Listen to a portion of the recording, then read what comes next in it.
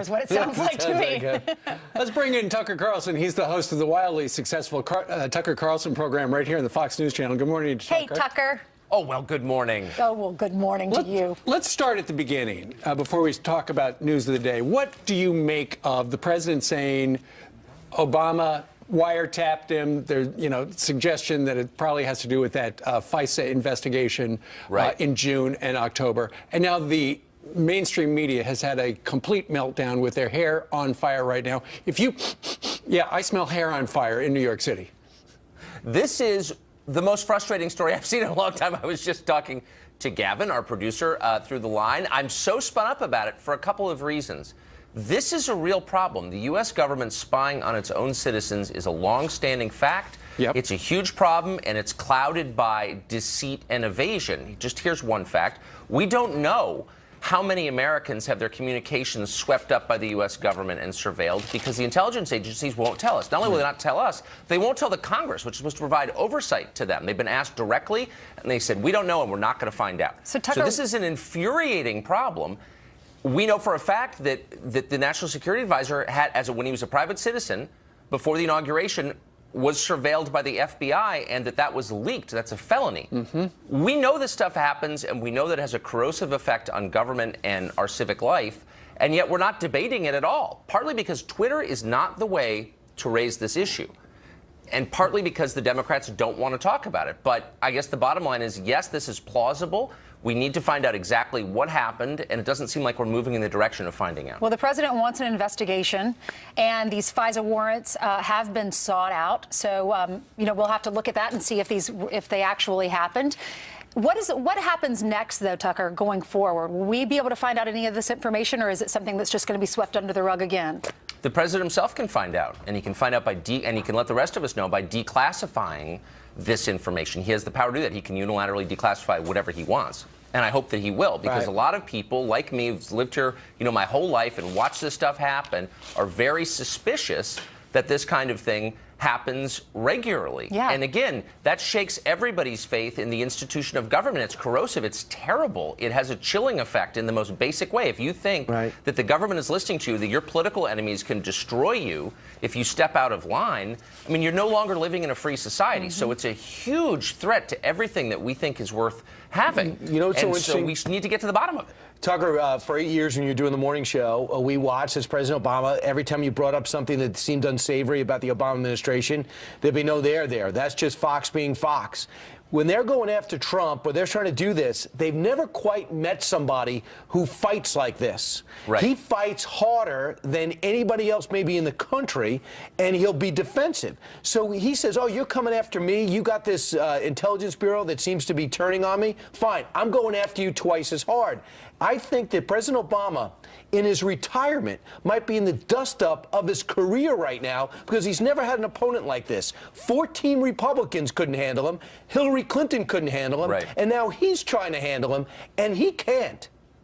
And actually, advantage, by definition, goes to Trump because he's the sitting president. He has millions of people who work for him in the executive branch. He has access to any information that he wants. He's got a lot of smart people there, and I think the order this morning ought to be prepare the case for public consumption of what's going on. Explain, and not in 140 characters, but in paragraphs, what exactly is wrong with the way that we gather and use intelligence against American citizens, what exactly happened to the extent we can find out, and tell us and settle this and fix the problem, because there is a pre-existing problem that he has the power to fix. Sure, and it should not be that hard to find out about the warrants, because it started as an FBI criminal investigation in June, and then when they were not granted the warrant, then in October they said, you know what, this is a FISA thing, this is national security, and that's when they were granted it. But you know what, Tucker, it's not just the intel community. You've got the press community as well fighting back. Sarah Huckabee, who is one of the spokespeople for the President of the United States, was on with Martha Raddatz, and Martha Raddatz was essentially defending the former president. She was skeptical of the current president. Here's a soundbite of all that. The President of the United States is accusing the former president of wiretapping him. I think that this is, again, something that if this happened, Martha, If I agree. Why is the president saying it did happen? Look, I think he is going off of information that he's seen that has led him to believe that this is a very real potential. And if it is, this is the greatest overreach and the greatest abuse of power that I think we've ever seen, and a huge attack on democracy itself. And the American people have a right to know if this took place. What do you make of that? Well, there are 2 points. One, if the sitting president makes a claim, he has to back it up. Period. It's ridiculous. If Sure. it's not allowed. You make a claim, you have to prove it. Those are the rules. You can't break the rules under any circumstances. 1. 2, the press is willfully ignoring the truth here, which is that this stuff does happen. They're lying about it. So Trump comes out and says this, and the immediate response, including on other channels, is this didn't happen. Really? How do we know that? We don't know that it didn't happen. We know that things like this have happened. It's totally plausible that it happened. So we ought to be very, very skeptical. This is classic abuse of power. Intelligence agencies, beholden really to no one, it seems like, are acting against U.S. citizens. Really? We should get to the bottom of that. Well, remember they went after 2 reporters, one of which was James Rosen. Yes, we exactly. also know this, the president reportedly, according to the Wall Street Journal, was reading transcripts of Benjamin Netanyahu's interaction with some members of Congress here. Exactly. So that has happened. So it makes it hard to trust. And it's terrifying that it's happened. It's terrifying that it's happened. And by the way, notice the reflexive position of the press, which is that the intelligence agencies are always right. I can't tell you the number of interviews I've done in the last month where people said all 17 intelligence agencies believe Russia interfered in the election. Well, the average question is, do we have 17 intelligence agencies? Can you name them? Do you have any idea what you're talking about? No, of course you have no idea. You're just pointing to this institution and trusting it. That's the opposite of what we ought to be doing as the press. Absolutely. Of course, during the conclusion of the Obama administration, the person at the head of the Department of Justice, supposed to be, an impartial presenter of the facts as she knows them. And yet we've got a soundbite of Loretta Lynch, I believe it was about 10 days, 2 weeks ago, where, keep in mind, she is the former Attorney General of the United States of America. Regarding the protest and this president, she said this. Listen, Tucker. They've marched, they've bled. Yes, some of them have died. This is hard. Every good thing is. We have done this before, we can do this again. We can do this again. It sounds like she's calling for more blood in the streets. Well, I mean, she's pointing to the civil rights movement as the template for all social and political change. And here's the guardian of law and order saying, if you don't like something, take to the streets and get rowdy. I mean, that's kind of the opposite message. I mean, first of all, it's not the civil rights movement. This is not 1962. Things are completely different. And by the way, what is she exactly talking about? She begins the tape by saying our rights are being eroded. Really, which rights? Can you be specific? You were the Attorney General of the United States. There's so much reckless talk on the left right now that it's starting to rattle people, I think. But that's the last person you'd expect would be saying it. The former Attorney General, really? And Tucker, as I recall, the election of the President of the United States was lawful and legal, and he's it. Well, and what exactly are the complaints? I mean, what rights are being eroded? In what ways are we less free? What exactly are you talking about? Upon further review, there's no follow-up to that. And finally, in the big picture, no one, including James Clapper, sees any type of collaboration between the Trump camp, collusion between the Trump camp and Russian intelligence. Right. Clapper says that yesterday. The early intelligence report yielded that, according to Marco Rubio and Senator Tom Cotton early. They just want to see what's going on, so let them see what's going on. But some people should report that the same people that say about wiretapping also see no collusion. Yeah, well, I mean, Clapper's also the one who told Congress that, the NSA was not spying on American citizens. He lied and was never held accountable for it. And by the way, lots of Republicans in the Congress defended him at the time. I wish they hadn't.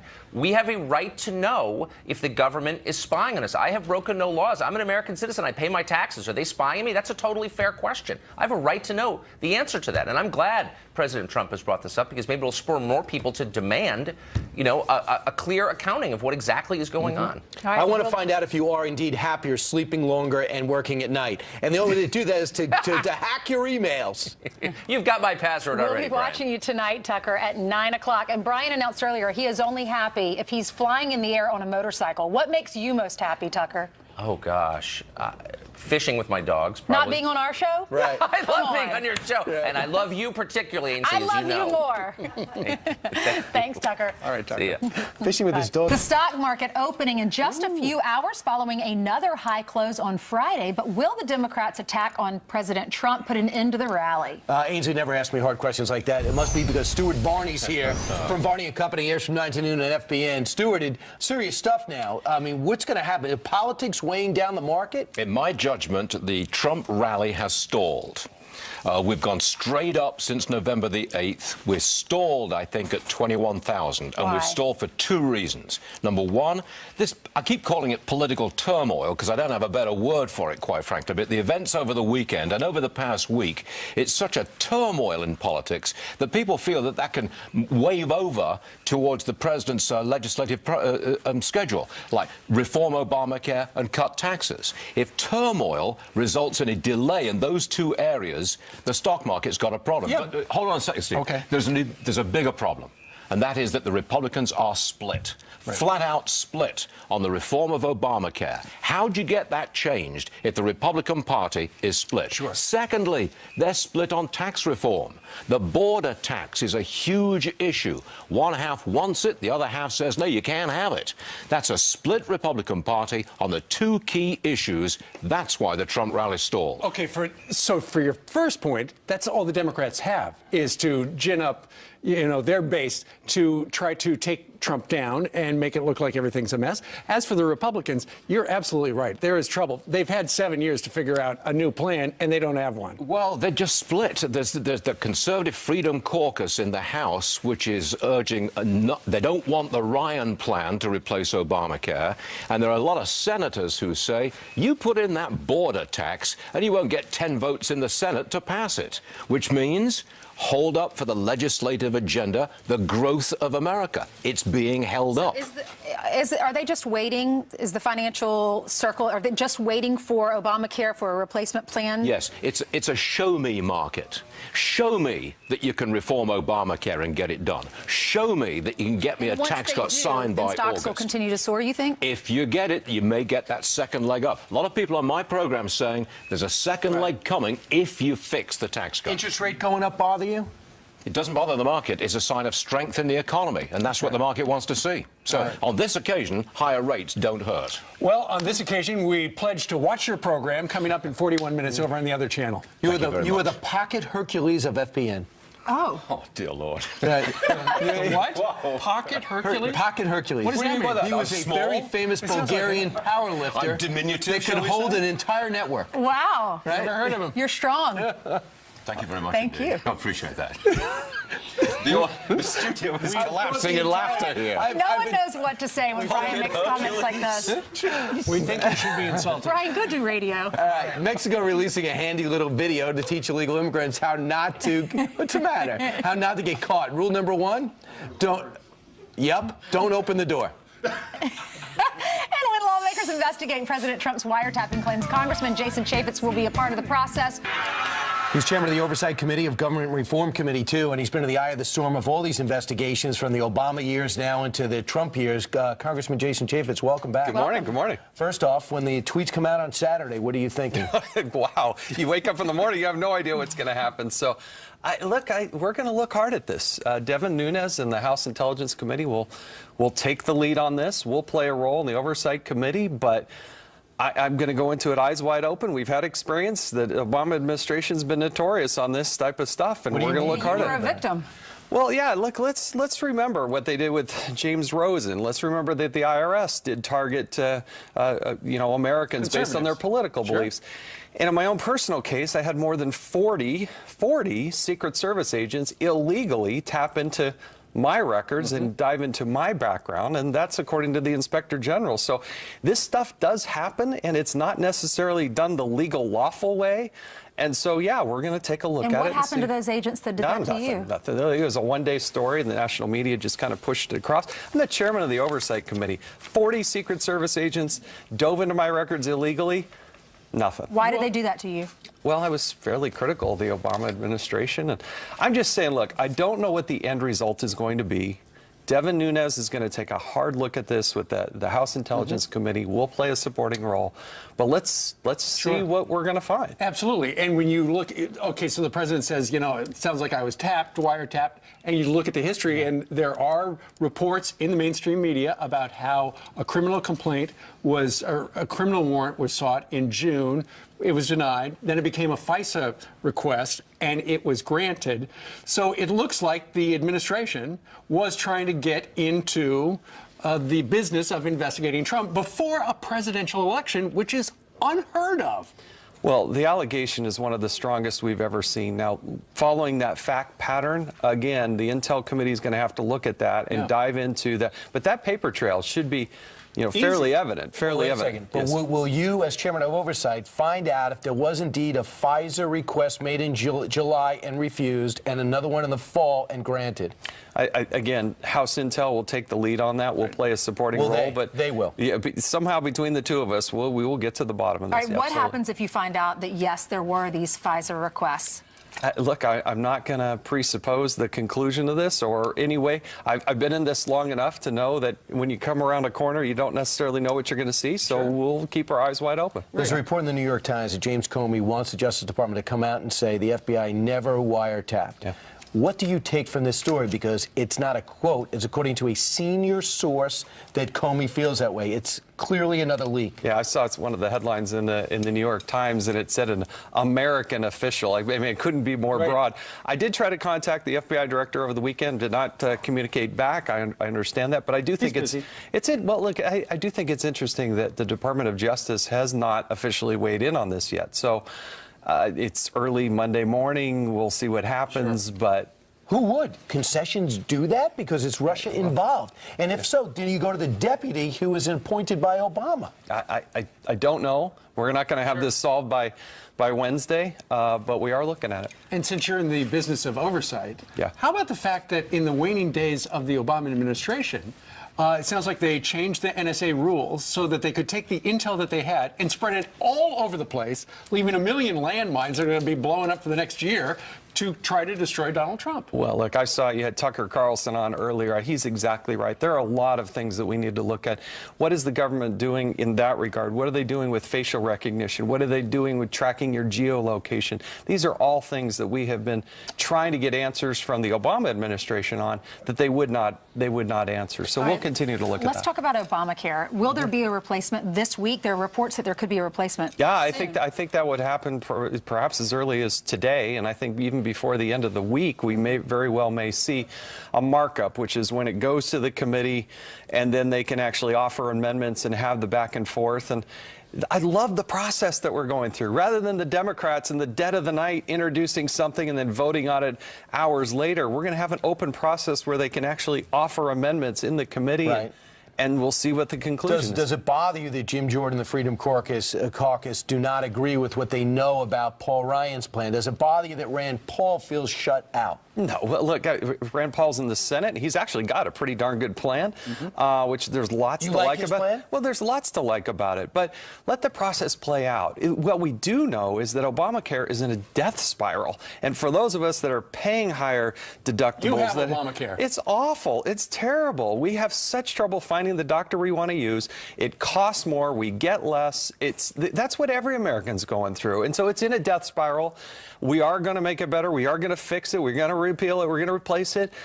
But appreciate the process where each member gets to weigh in on this, not just heavy-handed, hey, here it is, and take it or leave it. Senator Rand Paul was upset. Over the weekend, he was on a lot of the Sunday shows talking about the fact that he was shut out of the process, and he was saying, remember when Nancy Pelosi said, we need to pass it and then we'll read it? He's saying that that's what's happening here, too. No, that's hogwash. Look, he should be focused on the Senate. What he was complaining about is the House process. But the House is going to introduce something, and we're going to go through this process, and it'll play out over the several weeks, and that's the way it's supposed to be. And then next step after that, taxes, right? That's the plan. Look, we're going to get some big things done, and that's what President Trump wants to do. It's what I want to do. It's what America elected us to do. So that's what we got to do. Has the Russian turbulence slowed down the agenda? No, look, we can walk and chew gum too, and these are very serious allegations. But I see, the Democrats are over there flailing with their heads on fire, and they still can't figure out how they lost the election. But I see no evidence of collusion between the Russians And the Trump campaign, there was some incidental communication or contact, but where's the evidence on that? There's just not. I just don't see it. Don't you think that if they had information that would tie, Jeff Sessions, there's a picture of him getting the envelope full of the 50s with the microfilm, we would have already seen that. Yeah, they want to play that movie. They just don't have it. And so, but the Intel Committee, the Oversight Committee, we're taking this very seriously, and we will dive into it, and we will look at it and see where it takes us. Great. All right. Chairman, I'll see you on radio. Very good. Okay. Thank you, Thanks so much. Thanks for stopping by. Well, next on the rundown, the president taking another stab at passing his immigration policy with a new executive order set to be signed this morning. Ed Henry is live from Washington next. Yes, we need something controversial to debate. And Hollywood's latest beef with President Trump. Barbara Streisand says he's making her gain weight. Thanks, President Trump. It is take two for President Trump. He is expected to sign a brand new immigration order this morning. This second draft is going to have some big changes, but the same goal is to keep terrorists out of the United States. All right, Chief National Correspondent Ed Henry live in Washington with brand new details. Ed, normally this would be the most intriguing story of the day. It's just one of many. Yeah, it might be the fourth or fifth on the list now. You're right. If the president, what he did this weekend in terms of wiretapping and throwing out those allegations, you're right. But it's clear that the White House today is really trying to get the focus back on his agenda, which he believes he got a lot of adulation from when he gave that speech to a joint session of the Congress and that speech basically to the nation. Bottom line is they want to get the focus back on immigration, enforcing the nation's laws, but also getting into extreme vetting. And I think the difference is night and day from last time. You look at how 1.0, he sort of made a big show of signing it. This time the indications are that the president will do it in private, not in public. And also last time there was a big focus on now. We've got to just sign this executive order and implement it immediately. And that caused some confusion and chaos. This time, Kellyanne Conway told you this executive order will take effect in mid-March. So there's time to think it out and actually implement it effectively. Watch. It has an effective date of March 16th, and there are the legal permanent residents were always excluded from it, but that's made much more clear now. If you have travel docs, if you actually have a visa, if you're a legal permanent resident, you are not covered under this particular executive action. Also, Iraq is no longer on the list based on their enhanced screening and reporting measures. Also, Syrian refugees are treated the way all refugees are. So you hear some important substantive changes there at the end, not having a special category but for Syrian refugees, but making a level playing field and taking Iraq off the list. Remember, a lot of the controversy the first time around was about these translators coming over from Iraq who had actually helped the U.S. military. Now they're trying to diffuse that. Guys, back to you. Okay, so Ed, there are going to be some big changes to phase 2, but we can expect there to be all sorts of court challenges, right? No doubt about it. You saw that the first time around. You're still also going to have the political aspect of this, which is Chuck Schumer and Democratic leaders are going to call this a Muslim ban, even if it's not. And this administration has been facing all of that criticism from day one. But I think they are very clearly trying to deal with not just political fallout, but the legal fallout you mentioned by making this more narrowly focused this time, guys. And on behalf of Fox and Friends, we're sorry there wasn't much to work with this weekend when you filled in. It was really boring. I mean, I was looking for some news to cover. Thanks for I apologize. I owe you a favor. You did a great job. We were all watching. I appreciate it. Good to see you. Thanks so much. Thank you. All right, let's hand it over to Heather, who has some more headlines, all kinds of news today. Yeah, it's a very busy day already. And this is something that President Trump has promised, of course, since the start of his campaign. We are going to repeal and replace Obamacare. We're getting rid of Obamacare. It's going to be repealed and replaced. I am also calling on this Congress to repeal and replace Obamacare. And now sources tell Fox News that top Republicans are set to outline their Obamacare replacement plan as early as this week. The GOP promising a bill that protects Americans with pre-existing conditions, expands coverage options, and does away with the penalties for those who opt out of coverage. And we know that President Trump, we know how he feels about the New York Times. Listen. Down, failing at New York Times. The newspaper's going to hell. Well, now one columnist for The Times is openly calling on the government to break the law. Nicholas Kristof tweeted, if you're in IRS and have a certain president's tax return that you'd like to leak, my address is NYT, 628th Avenue, New York, New York. By the way, it's a felony to disclose confidential tax information with a 5-year prison sentence. And illegal immigrants in the U.S., if ICE knocks on your door, don't open it, at least according to Mexico. The country's posting this handy video online with some key advice to avoid getting deported. Another warning to those who get detained, don't sign anything. And finally, Barbra Streisand unleashing her latest beef with the Trump administration, blaming the president for making her fat. Yep, the Broadway for Hillary performer tweeting, quote, Donald Trump is making me gain weight. I start the day with liquids, but after the morning news, I eat pancakes smothered in maple syrup. Sounds maybe like a personal problem. I'm not sure. I'm going to use that excuse from now on. Then Politics. Like every Monday. Homework kind of excuse. I know. Right. That's. I did pizza yesterday. Really? Yes, you feel I'm trying you not feel to guilty do about it. that? Yes, I can't help it. I love it. I did pizza too. What's the matter You with eat that? anything and you don't gain a pound. We're going to have Oreos coming up. I know, It's National Oreo Day. Oreo Day. I had the strangest thing happen to me yesterday. I went to a Knick game during their big experiment. No sound. What's their experiment? What's their big experiment? They went through an entire half, no announcements, no music. Oh. It was like being at a high school basketball game with the most talented people in the world. You could hear all the screeching. You could hear on the everything. basketball floor. You could hear these people sweating.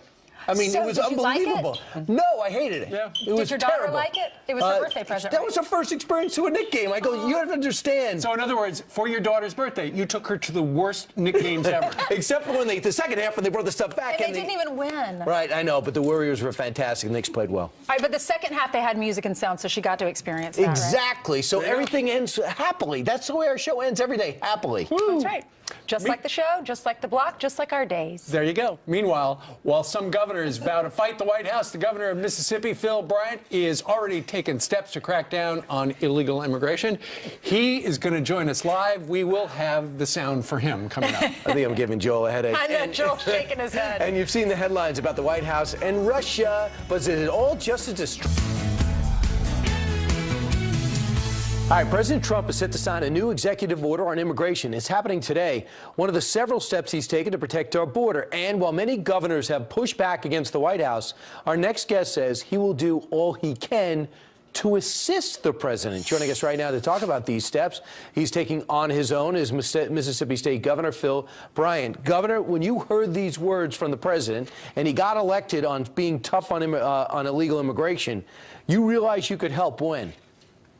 Well, before that, we've been trying, Brian, for years during the Obama administration to, for example, in November of 2008, I sent a letter to the president saying we do not want Syrian refugees here in Mississippi. Very early in this process, we looked at the cost of what illegal immigration was in Mississippi, some $25 million a year. So we were working and struggling through the Obama years to try to say, if you will, let us enforce the laws of illegal immigration here in the state of Mississippi. There was a program called Secure Cities we were once trying to be a part of so we could help enforce those immigration laws through our Department of Public Safety. So when the president said this, I was encouraged by the fact that we now have a president that will work with governors. Our first responsibility is public safety, and that includes certainly making sure we know who is in our state, why they are here, if they violated federal laws, if they are criminals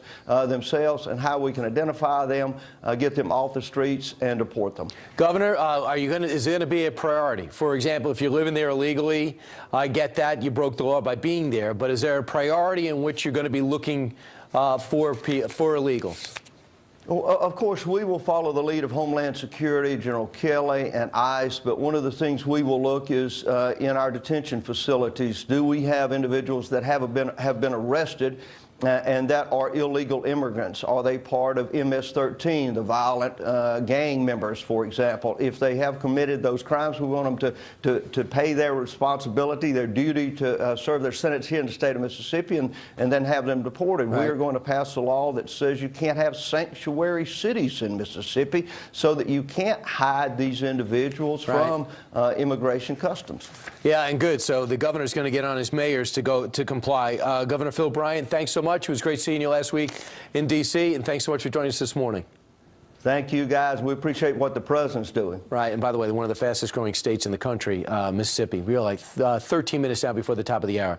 You've seen the headlines about the White House and Russia. And our next guest says, all a distraction. The real story, who's spying on our president? But first, I want to check in with Bill Hemmer. How you doing, Brian? I saw him without a tie before, getting ready for his show. Yeah. You look all ready now. That's called the pregame. Yes. It was great to see you, by the way. I mean, what a Monday. And what a great lineup we have to take us through all this. The Trump Tower, the Russians, everything in between. Also, the travel ban will come your way this morning. We'll tell you how it's different this time. While all the talk about Russia swirls, North Korea is making another move. What it did late on Sunday, and if that's not enough, we expect to see Republicans put forward its Obamacare replacement plan today. Big morning of news. We'll see you in 10 minutes. Top of the hour when we start a brand new week on America's Newsroom. Yeah. Good morning, Mark. You know, you've got a great column out, and the final line of the column is Chuck Schumer saying this a month ago. Let me tell you, you take on the intelligence community, they have 6 ways from Sunday at getting back at you. So even for a practical, supposedly hard-nosed businessman, he's being really dumb to do this. Why is that so important? Well, 6 ways to Sunday, they'll get back at you. And I would submit this is the intelligence community getting back at Donald Trump. It smacks, I mean, as you say, everything is a leak. None of this is official. None of this is publicly stated. It's all leaks through anti-Trump media outlets. So it looks like somebody in the government has collected information on the candidate and then the president-elect and now the president, and is leaking it.